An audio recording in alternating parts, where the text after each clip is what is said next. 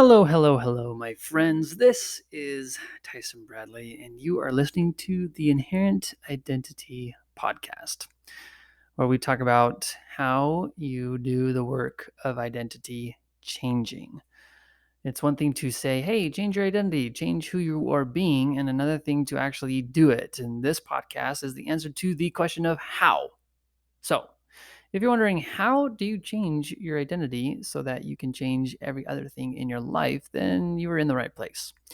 Now, I will start off real quick because I am launching or have launched a beta group. So, in other words, this is the group that is going to get all of the latest insights, all of the best information and experiences that I have had with this process. And the idea is that you join this group and you're guaranteed to create a habit. So that's pretty cool. And not just that, but you're guaranteed to create a habit in less time than what the scientists will tell you. The scientists will tell you it takes 18 to 254 days or something like that. And my promise to you is that you can have it in less than the 18 days, not the 254, because that would be kind of lame. So, if you're interested in that, if you want to create a habit, if you want to change something that has been a problem or an issue or a challenge in your life for your whole life, then I'd recommend you join this group. And the way to get there is to actually go to inherentidentity.com.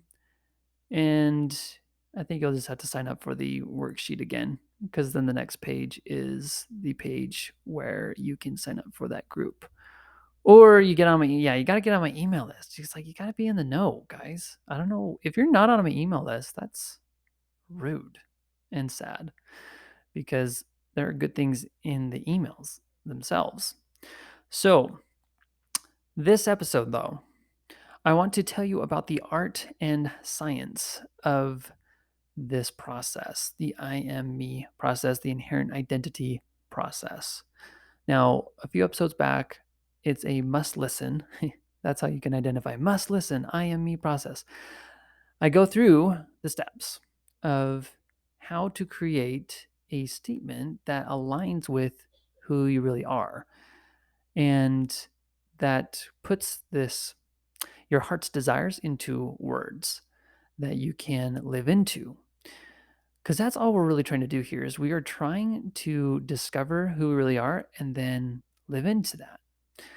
And what I have found personally is that when I do that, when I uncover these things that I truly do want, that my heart wants, not necessarily that what my head wants, but what my heart wants, I'm able to create change faster, because it's as if I am bypassing the brain's chatter, its resistance, its unhelpful thoughts, all the things, all the excuses. I'm bypassing all of those because I'm speaking directly to the heart brain, if you will. So I'll tell you a recent experience. So recent, it was actually this morning at the time of this recording. I was reading scriptures and I was also having a conversation with Christ. And here's what I found out. The process that I have outlined, where you start off with the ideal and then you amplify that ideal. Really, the question is, what would be ideal? It's a great question. What would be ideal for any situation? What would be ideal for my life? What would be the ideal wake up experience? What would be the ideal way that I approach and interact with my children? Super amazing and wonderful question. The problem that we have, and this is what kind of goes to the art side of this process, is that if we go about these questions simply from a head brain space, what we're going to do is we're going to come up with answers that our brain has stored from what it's learned throughout its life. So, for example, a common thing that we are taught ever since we are kids is that if you want to be successful, you got to wake up early. You got to get things done first thing. And this is helpful advice. But the question is it your way? Is it the way for you? I have a number of people who want to create the habit of having a great and early morning routine. And at first, I was so supportive. I was just like, sweet, yeah, let's do it. Awesome, great desire, great ideal. I think it's amazing. I love early mornings too. Let's do this. And then I recognized that maybe, just maybe, that isn't what you really want. So, in conversations with one of my friends and helping her in creating an ideal, I guess, morning experience, at first, she was thinking about waking up at 5 or 6 a.m. and thinking, "Yeah, I want to do that," and creating a statement. It's like, "I am an early riser. I love this phrase, and I want to connect with God." And the thing about it is, when you start going through this process, when you start taking action, when you start acting upon this identity that you have created, what you're going to find out is whether or not this resonates with you. What you're going to find out is, do I like this? So, one thing I'm experiencing and experimenting with is challenging the way in which I've been taught how to sleep. So, one, the thing, here's another common thing, right? We're all taught, hey, go to bed for one long duration throughout the night, get 7 to 8 hours of sleep, and that is the prime. Like that is the premier experience of sleep. That is what we're designed to do, or whatever. I don't know. All I know is that I have a list of things that I wanted to accomplish and to do. And I thought, it would be awesome. I know my body, and I know that I often will wake up. My body just naturally wakes up, and I'm always looking at the clock. And the time that it says on the clock is always 3 a.m., around 3 a.m. My body just naturally, inherently likes to get up at that time. And so I thought to myself, what if I were to actually just get up at that time? And then I were to take different naps um, at different times of the day. So, or just pay attention, to my body and when is it getting tired, and listen to what I really want. So I've been trying that, and it's been interesting. It's been interesting to wake up and then it's like I'm taking a nap at 7, then I'm taking a nap at, in the afternoon. And so I'm just trying things out. But this whole process of discovery, it's really fun in part because you get to break all the rules and you get to just experiment with life. And the second thing too is that you just get to discover who you really are in the process and what really brings you to life.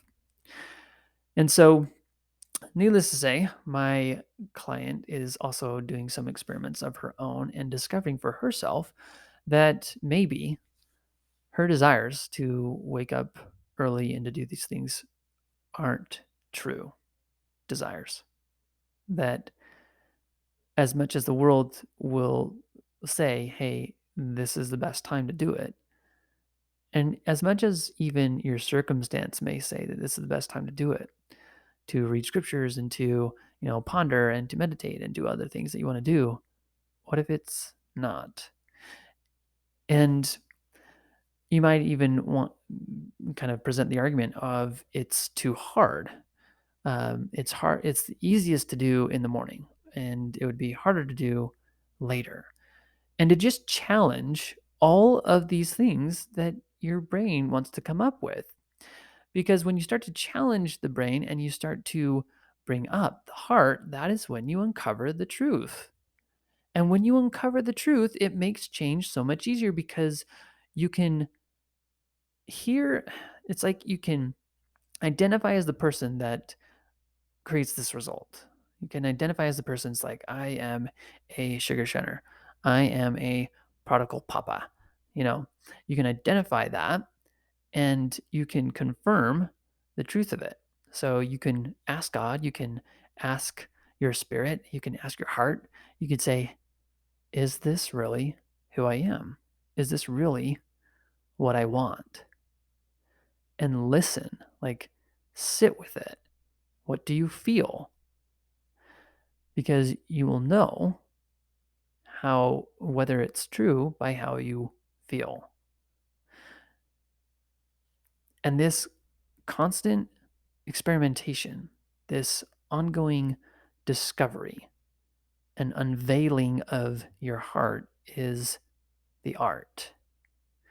It is the process. So I've laid out a process that's very structural, that is a very brain based approach. Here's a set of questions, answer them, experience the change. The problem is if we do it purely on the science side, if we purely approach it from a like do this, do this, do this step by step approach process, you will not experience the change. Or at least I don't think you will, as well as if you include the art of it, which is the heart of it. So when I say, okay, let's ask yourself about the ideal, it's not asking from a brain place space. It is asking your heart, what would I really want here? What is the truth? And so, whatever way you can answer that question truthfully, sometimes it helps to just say, honestly, the ideal would be fill in the blank. Or what would be ideal really is fill in the blank. What I really would love, fill in the blank. And then even the amplification of it. So first is ideal, and then the A stands for amplification or amplify. And then to just like further ask the questions like, what would cause my heart to just sing with awesomeness, to just rejoice that this gets to be my life? What would expand my heart? I think that that's the implication that we're trying to look for here, not the ideal of what the world has taught you and then the amplification of that worldly ideal, but the ideal of your heart and the implication of your heart and the just like broadening and the it's not just sparking joy, it is like flamethrower blasting it with awesomeness experience of joy, that kind of amplification. It's like what is it that your heart yearns for? Because when we incorporate this heart of ours, I want you to start with heart. Okay. The art is in the heart. Start with heart. All the things. Okay. It rhymes. It's beautiful. It's amazing. When you do this and when you really start to listen, then you will gain insight into what you are to do, the actions you are to take, which is the movement of it all. And then the manifesto, the I am statement, the mantra, whatever, that statement will become more clear and it will be filled with words and with a vision of exactly what you want. Not what the world wants, but what you want and what your heart has told you. This is what I want you to do. This is the key. And if you do this, if you pay attention to this heart of yours and you go through this process, you'll be able to create statements and identity statements that you can so much more easily live into and act from and evoke and resonate with. And that resonation bypasses the brain's chatter and its resistance and all of its excuses and all the things that are an obstacle to you in acting on these things. So, there you have it, friends. Do this process. Engage the heart. Get into the art of it all. And if you have any experience of this working for you, if you are starting to see progress, but it's still not clicking for you, then join my beta group. Okay? I think the challenge that we face is that we go about this world trying to do things on our own. And when we try to do things on our own, we don't do as well and we don't progress as fast. So sometimes the problem is that you don't see your heart. You can't tell. You try and uncover it yourself, and it's not working. And so you need someone outside of you to help you understand and to clarify your desires and to engage in the heart and the art. Maybe you struggle even feeling and understanding and discerning this spirit of yours. And if so, this is like, okay, you just learned that skill. And that comes from learning from an expert who understands the process and has learned the skill himself. That's me. So if you want to create a habit in less than 18 days and you want to connect with this heart of yours and let go of all the rules in which the world has taught you, then join this group. Okay? I can't wait to see you next time on this episode, on this podcast. And I also can't wait to see you in the group because it's that good. It's helpful. People are experiencing results and changes faster than you could imagine and is working. Okay? Sometimes it just requires a little bit of help, a little bit of outside perspective to help you see what you cannot see. All right, my friends. We'll talk to you later. Bye bye.